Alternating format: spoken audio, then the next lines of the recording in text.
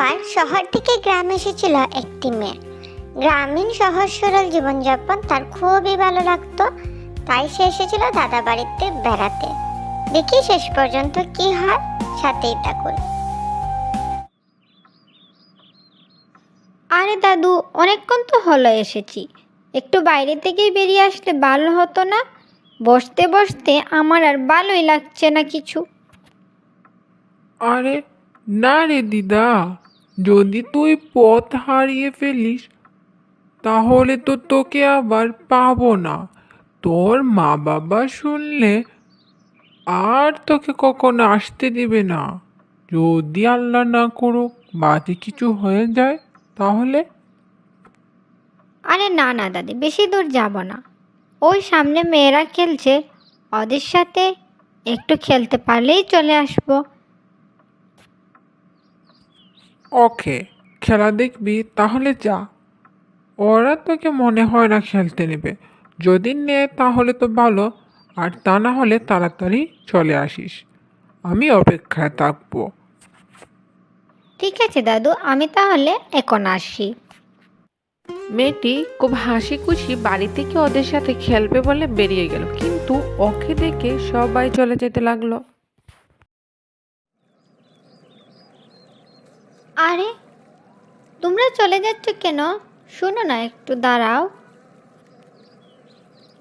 আরে আমরা এখন আর খেলবো না। আপনি কে? আরে মিথ্যা বলছো কেন? এই তো দেখলাম তোমরা খেলছিলে, আমাকে আসতে দেখে সবাই চলে যাচ্ছ। কিন্তু কেন? আমি তো তোমাদের সাথে খেলতেই এসেছি, তোমাদের খেলাটা দেখে অনেক ভালো লাগছিল তাই এলাম। কিন্তু তোমরা তো আমাকে দেখে সবাই চলে যাচ্ছ। আরে যাব না তো কি করব? আপনারা শহরের মেয়ে মানুষ, আমাদের মতো দোলাবালুতে খেলতে পারবেন নাকি? আর পরে যদি কোনো অঘটন ঘটে রে বাবা, আমাদের মেরেই ফেলবে। আরে এসব কি বলছো তুমি? আমরা শহরের মেয়ে বলে কি খেলতে পারি না? সবাই তো কম বেশি খেলে। না না বাপু, আমার ওসব খেয়ে দিয়ে লাভ নেই। আমি বাড়িতে চলে যাচ্ছি, পরে দেখা যাবে খেলতে এসে ব্যথা পেয়ে আমাকেই নিয়ে যাচ্ছ পুলিশের কাছে। আমি ওসব খুব ভয় পাই বাপু, আমি গেলাম। আহা, তুমি যে কি বলছো? আমার সাথে একটাবার খেলে দেখো তো। আচ্ছা চলো তুমি আমার সাথে, আমি তোমাকে আমাদের শহরের একটা খেলা শিখাই। যেই না চেহারা, নাম তার পেয়ারা। কি এসেছেন, উনি আমাকে খেলা শেখাবেন? আরে মেয়ে, সমস্যা কি তোমার? এত সময় থেকে সুন্দর করে কথা বলছি, শুনতে পারছো না না? এখন যদি আমার সাথে না খেলো তাহলে সত্যি সত্যি তোমাদেরকে জেলের ভাত খাইয়ে ছাড়বো, দেখে নিও তুমি। আমি জানি না, হয়তো তোমরা গ্রামের মেয়েরা এই খেলাটা খেলতেও পারো আবার নাও খেলতে পারো। আর যেহেতু এখন এখানে আমরা শুধু দুজনেই আছি, তাহলে আমরা দুজনেই খেলাই এবং একটু ভিন্নভাবে খেলাই। ঠিক আছে, দেখি কি খেলাও তুমি। Let's get started. লাঠি নিয়ে আবার কি স্টার্ট দেব? এসব কি বলছেন আপনি? আরে লাঠি দিয়ে কিছু স্টার্ট না, আমরা খেলা শুরু করতে বলছি, চলো। তারপর তারা খেলতে শুরু করলো। এভাবে আস্তে আস্তে তারা খুবই ভালো বন্ধু হয়ে উঠলো। এভাবেই দেখতে দেখতে বেশ কিছুদিন কেটে গেল এবং মেয়েটির যাওয়ার দিন চলে এলো।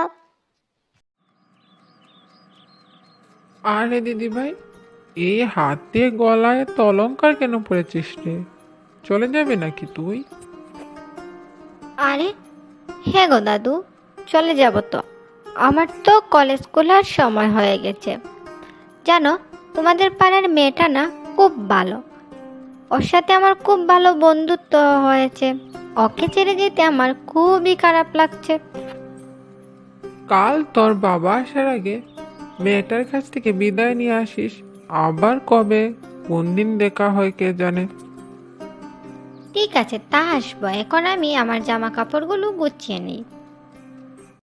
দাদি, এটা কি হয়ে গেল গো? আমি আম্মুকে কি জবাব দেব বলো দেখি?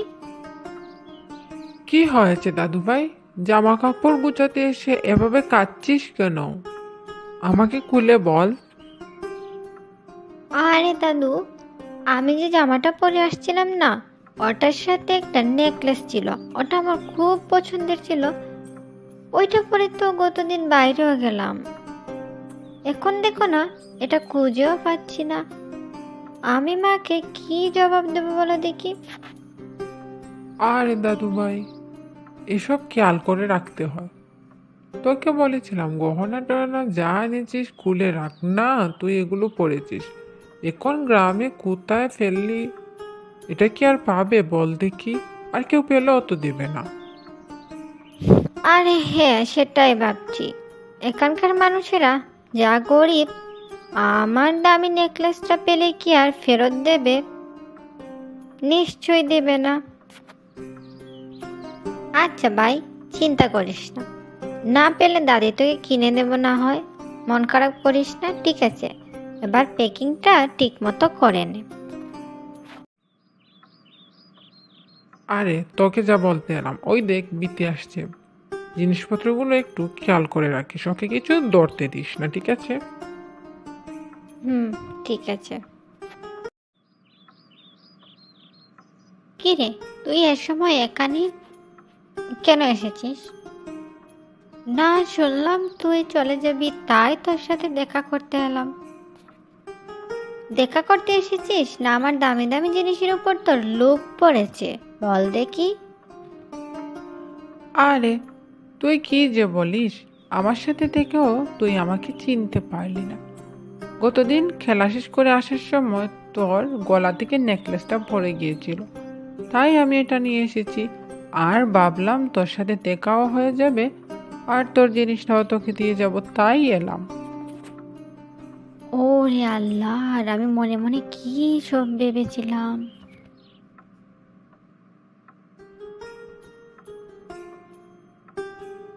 আরে আরে, কি করছিস? আরে বান্ধবী, আমাকে তুই মাফ করে দিস। আমি ভেবেছিলাম তুই আমার নেকলেসটা পেলে আর আসবি না। গরিব মানুষ তোরা, আমার জিনিসটা পেয়ে লোভ জাগবে, আর তুই ওইটা নিয়ে হারিয়ে যাবি বা অস্বীকার করবি। কিন্তু তুই আমার চোখ খুলে দিয়েছিস রে বোন। আমাকে তুই ক্ষমা করে দিস, বড্ড বড় ভুল হয়ে গেল আমার। আচ্ছা যাই হোক, মনে রাখিস বান্ধবী, হাতের 5 আঙ্গুল কিন্তু সমান না। আর চিনি আর লবণ যেমন দেখতে এক হলেও স্বাদ তার ভিন্ন, তেমনি সব মানুষ গরিব হলেও লোভী বা খারাপ থাকে না। তাদের মধ্যেও অনেক ভালো মানুষ থাকে।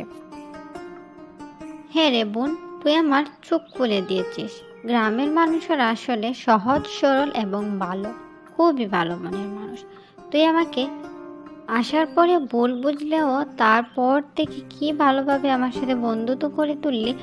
আসলে আমরা কেউই বুঝি না, বাইরে থেকে মানুষ সম্পর্কে যা জানি তাই বিশ্বাস করে, কিন্তু মানুষের সাথে চলাফেরায় বোঝা যায় সব কিন্তু সমান না। আমাদের ধারণার বাইরেও অনেক ভালো কিছু হয়ে থাকে।